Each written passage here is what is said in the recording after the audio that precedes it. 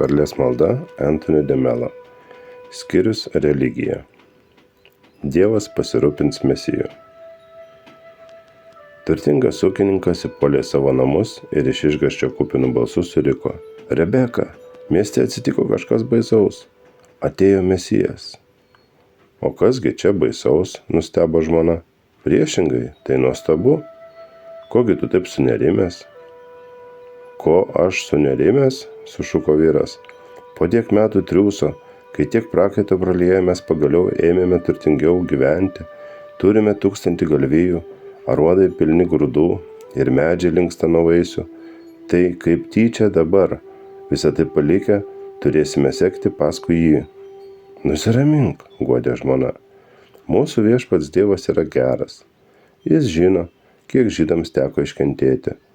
Mes turėjome faraoną, Hamaną, Hitlerį, visuomet ką nors. Bet mūsų gerasis Dievas rado būdą su jais visais susitvarkyti, ar ne? Tai reikia tikėti, mano mielasis. Jis ras būdą susitvarkyti ir su Mesiju.